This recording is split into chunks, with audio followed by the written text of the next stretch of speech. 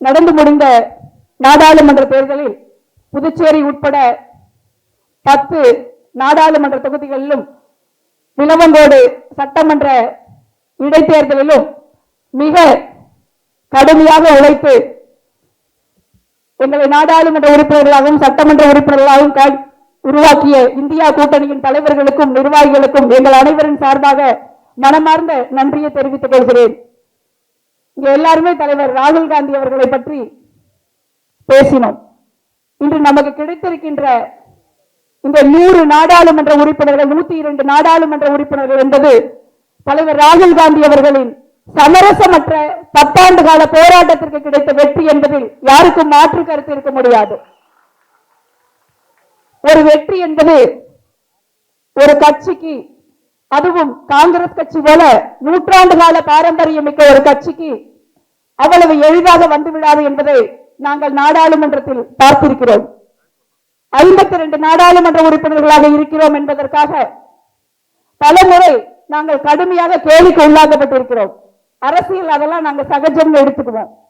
ஆனாலும் கடுமையாக போய் வெளில நின்று போராடுவோம், சஸ்பெண்ட் ஆகும், திருப்பியும் போய் போராடும், அதெல்லாம் எங்களுக்கு பிரச்சனை கிடையாது.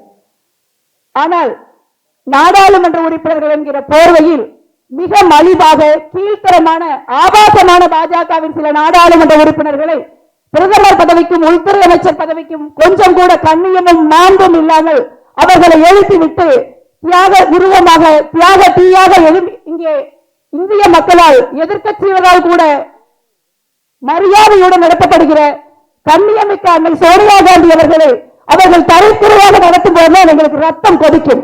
அப்பொழுதுதான் நாடாளுமன்றத்தில் மிக மோசமான மிக தீவிரமான நிலைப்பாட்டை நாங்கள் எடுக்க வேண்டியிருந்தது. அப்பொழுது நாங்கள் எடுத்தோம். ஏனென்றால் அது அன்னை சோனியா காந்தி அவர்கள் மட்டுமல்ல, நீண்ட காலம் அவர் காங்கிரஸ் கட்சியின் தலைவர், இந்திரா காந்தியின் மருமகள், ராஜீவ் காந்தியின் அன்பு மனைவி, நமது அனைவருக்கும் காங்கிரஸ் பேரியக்கத்தின் ஒரு தியாகத்தாய். அவருக்கு நடந்த அவமானங்கள் எல்லாம் இன்று அமைதியும் ரைபரலியும் இந்தியாவும் துடைத்து எறிந்திருக்கிறது என்பதில் ஒரு காங்கிரஸ் கட்சி நாடாளுமன்ற உறுப்பினராக ஒரு நிலைந்த தலைவரோடு இந்த முறை நான் அந்த நாடாளுமன்றத்தில் கால் பதிப்போம் நாங்கள் என்று நினைக்கும் பொழுது மிகவும் பெருமையாக இருக்கிறது. காங்கிரஸ் கட்சி இழந்த கண்ணியத்தையும் இழந்த பெருமையையும் மீட்டு தந்தவர் தலைவர் ராகுல் காந்தி அவர்கள். தலைவர் ராகுல் காந்தி அவர்கள் நடந்தார்கள், நான் கூட நடந்தேன். கன்னியாகுமரியில 2வது நாள் நடக்கும் போது தலைவர் அவர்கள் கால் தடுமாறுவது போல இருந்தது. நான் போய் கேட்டேன், என்ன கால் உங்களுக்கு நடக்க முடியலையான்னு. வலிக்குது, நடக்க முடியல, ஆனா வெளியில சொல்ல வேண்டாம் என்று தலைவர் சொன்னார்கள். 3500 கிலோமீட்டர் இருந்தது. எப்படி 2வது நாளே கால் வலினா 3500 கிலோமீட்டர் நடக்க முடியும் என்று நான் அதிர்ந்து போனேன். கிலோமீட்டர் குறைக்கலாமான்னு கேட்டோம். கிலோமீட்டர் குறைக்க முடியாது, குறைச்சா நம்ம காஷ்மீர் போய் சேர முடியாது என்று சொன்னார்கள். அந்த கால் வலியோடு கடினமான பனி, வெயில், வெப்பம், மழை அனைத்தையும் தாண்டி ஒரு மகத்தான மனிதர் இந்திய வரலாற்றில் மட்டுமல்ல உலக வரலாற்றிலேயே ஒரு அன்பிற்காக நடந்தார் என்ற வரலாற்றை உலகிலேயே ராகுல் காந்தி அவர்கள் தான் பதிவு செய்திருக்கிறார்கள். ஆகவே இந்த வெற்றி தலைவர் ராகுல் காந்தி அவர்களுக்கு கிடைத்த வெற்றி இந்தியா முழுவதும் என்பதை நாம் மறந்துவிடக் கூடாது. அதே நேரத்தில் நான் சொன்னேன், நாம் எவ்வளவு அவமானங்களை சந்தித்தோம் என்று. இந்த வெற்றியை கொண்டாடுவதற்கு நமக்கு முழு தகுதி இருக்கிறது, முழு உரிமை இருக்கிறது. ஆனால் இதையே தலைவர் ராகுல் காந்தி அவர்கள் பிரதமராக இந்தியா கூட்டணி அரசாங்கம் அங்கே அமைந்திருந்து நாம் கொண்டாடி இருந்தால் எவ்வளவு சிறப்பாக இருக்கும் என்று நான் நினைக்கிறேன். இன்னைக்கு நம்ம பார்க்கிறோம், நாம ஆட்சி அமைக்கவில்லை, ஆனால் இந்தியா கூட்டணியில் காங்கிரஸ் கட்சியில் ஒரு மிகப்பெரிய மகிழ்ச்சி நிலவரத்தை நம்ம பார்க்க முடியும். அவங்க ஆட்சி அமைச்சிருக்காங்க, 3வது முறை அவர் பிரதமர் ஆகிறார். ஏன்டா இந்த ஆள் பிரதமர் ஆகிறாரு, எதுக்குடா இந்த ஆட்சி அமைதுன்னு இந்தியாவுக்குள்ள இருக்கிற மக்கள் நினைக்கிறார்கள். அப்படி ஒரு அவமானகரமான பிரதமர் பதவியை ஒட்டி கொண்டிருந்த ஒரே பிரதமர் என்ற பெருமையை நரேந்திர மோடி அவர்களே பெறுகிறார். அதனாலதான் நீங்க பாத்தீங்க, டீ பார்ட்டி ஒன்று கொடுத்தாரு, ஹை டீ, எல்லாரும் ஏதோ துயர வீட்டில் அமர்ந்திருக்கிறது போல அமர்ந்திருக்கிறாங்க. அதுதான் இன்றைக்கு இருக்கிற ஆட்சியின் நிலைமை. ஆனால் அந்த ஆட்சியை நம்மளால் அகற்றி இருக்க முடியும். அந்த ஆட்சிக்கு எதிராகத்தான் இந்திய மக்கள் வாக்களித்திருக்கிறார்கள். ஆனால் இங்க நிறைய பேர் பேசினாங்க. அண்ணன் செல்வப்பிரந்தை அவர்கள் சில தினங்களுக்கு முன்பும் அதற்கு முன்பும் பேசினப்ப சொன்னாங்க, எப்படியாவது நம்ம கட்சி கட்டமைப்பை வலுப்படுத்தணுமா, நம்ம அதை பத்தி நம்ம பேசணும், அதுக்கு என்ன பண்ணலாம் அப்படின்னு. ஒரு தலைவர், ஒரு தமிழ்நாடு தலைவர் காங்கிரஸ் கமிட்டியின் தலைவராக பொறுப்பேற்றதுக்கு பின்னாடி நம்ம எப்படி ஒரு குரூப் சேர்க்கலாம், ஒழுங்கா வேலை செஞ்சிருக்கிற ஒழிச்சு கட்டலாம் என்று சிந்திக்காமல் ஒரு கட்சியில் எல்லாரையும் அரவணைச்சு போய் கட்சியை வளர்ப்பது எப்படி என்று யோசிக்கிறார். அதற்காக அவரை பாராட்டுகிறேன். அந்த கட்சி கட்டமைப்பு நமக்கு பல்வேறு மாநிலங்களில் இருந்திருந்தால் மிக நிச்சயமாக காங்கிரஸ் கட்சி இந்த தேர்தலில் 250 சீட்டுகளை பெற்று வரலாறு படைத்திருக்கும் என்பதை என்னால் உறுதியாக சொல்ல முடியும். அதுதான் டேட்டா காட்டுது. அதே போல தலைவர் ராகுல் காந்தி அவர்கள் கடுமையாக உழைப்பதில் மட்டுமல்ல, காங்கிரஸ் கட்சியின் கொள்கையில் எந்த விதமான சமரசம் செய்து கொள்ளக்கூடாது என்பதில் அவர் உறுதியாக இருந்தார். எடுக்கப்படுகிற சிறுபான்மையினர்களுக்காகட்டும், தலித்துகளுக்காகட்டும், பெண்களுக்காகட்டும், சமூக நீதிக்காகட்டும் அவரது குரல் உயர்ந்திருந்தது. அதனாலதான் நம்ம இன்னைக்கு இந்த வெற்றியை பெற்றோம். துரதிருஷ்டவசமாக பல நேரங்களில் நம்ம பார்க்கிறோம், காங்கிரஸ் கட்சியின் செயல்பாடுகளும் ராகுல் காந்தி அவர்களின் கொள்கைகளும் சில நேரங்களில் நேர் எதிராக இருக்கிறத பார்க்கிறோம். அந்த நிலைமை தமிழ்நாடு காங்கிரஸ் கமிட்டியில் இருக்கக்கூடாது.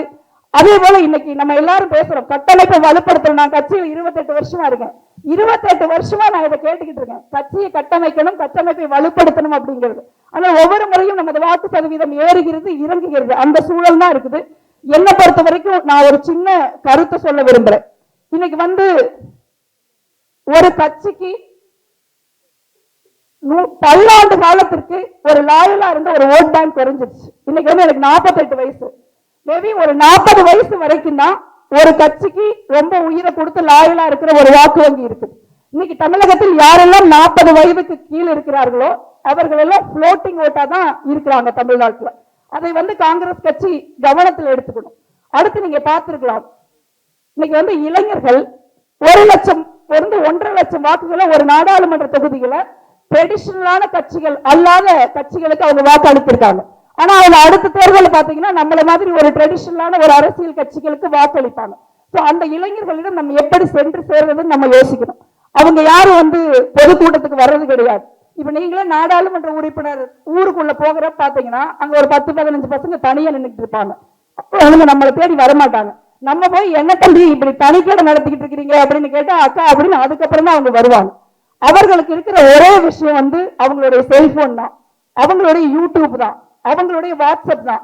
அதன் மூலமாக மட்டுமே இன்று ஏறக்குறைய 30% வாக்குகளை நாம் சென்று அடைய முடியும். நம்ம யூடியூப்லயோ வாட்ஸ்அப்லயோ சமூக வலைதளங்களையோ நம்மளால ஆக்டிவா இருக்க முடியலன்னா 30% வாக்காளர்களை நம்ம தேர்தலுக்கு முன்னே இழந்துடுறோம். அடுத்து பெண்கள். இன்னைக்கு பாத்தீங்கன்னா 2 விஷயம் நமக்கு தெளிவா தெரியுது. எந்த மாநிலங்களில் எல்லாம் காங்கிரஸ் கட்சி பல்வேறு காரணங்களால் பல்வேறு நிர்பந்தங்களால் நம்மளுடைய அடிப்படையான கொள்கைகளில் சமரசம் செய்து கொண்டு ஒரு பிஜேபியுடைய கார்பன் காப்பி மாதிரி நம்ம செயல்பட்டோமோ அந்த மாநிலங்களில் காங்கிரஸ் கட்சிக்கு மிகப்பெரிய கடுமையான பாதிப்புகள் ஏற்பட்டிருக்கிறது. பெரும்பான்மையான மாநிலங்களில் எந்தெந்த மாநிலங்களில் காங்கிரஸ் கட்சி ராகுல் காந்தி அவர்களுடைய இணையாக காங்கிரஸ் கட்சியின் கொள்கை நிலைப்பாட்டை தூக்கி பிடித்திருக்கிறார்களோ அந்த மாநிலங்களில் நாம் மகத்தான வெற்றி அடைந்திருக்கிறோம். பாதகம் செய்பவரை கண்டால் நாம் பயங்கொள்ளலாகாது பாப்பா, மோதி மிதித்து விடு பாப்பா, அவர் முகத்தில் உமிழ்ந்து விடு பாப்பா. அண்மை செய்திகளை உடனுக்குடன் தெரிந்து கொள்ள இணைந்திருங்கள் இயம்நாடு தொலைக்காட்சியுடன்.